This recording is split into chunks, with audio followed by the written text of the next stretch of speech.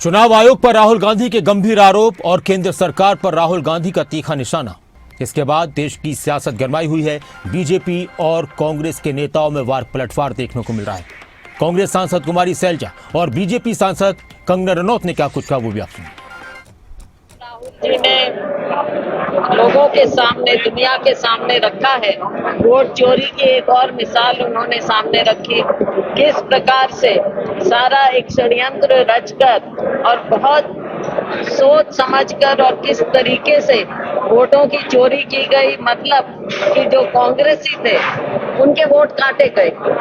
एक बड़े सुनियोजित योजना के तहत हुआ। ये राहुल जी ने देश के, दुनिया के सामने रखा है। आने वाले वक्त में और खुलासा होगा।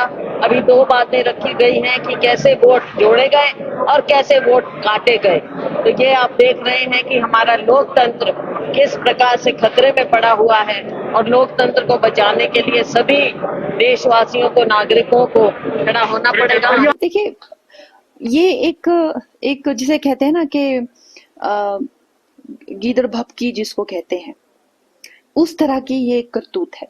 उस तरह की ये एक कॉमेडी है, कैंटीक है एक, क्योंकि उनके पास विकास को लेकर कोई मुद्दा नहीं है। चाहे वो बिहार हो गया, चाहे कोई भी, अगर चाहे इलेक्शन ले लो, चाहे कुछ, उनके पास कोई मुद्दा नहीं।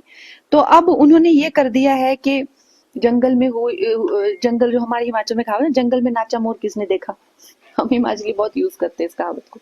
वो उन्होंने यूज किया हुआ है कि अच्छा, आपको इतने, तो आप जाइए, उस पर एक कार्रवाई करिए, उस पर केस करिए, आप न्यायालय में जाइए, अपने प्रूफ दीजिए।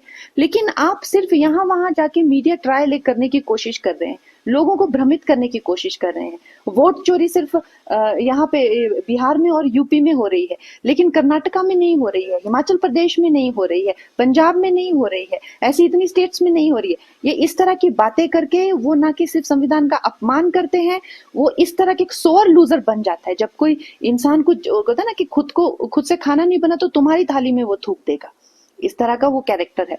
खैर, मैं उससे ज्यादा कुछ बोलना नहीं चाहती।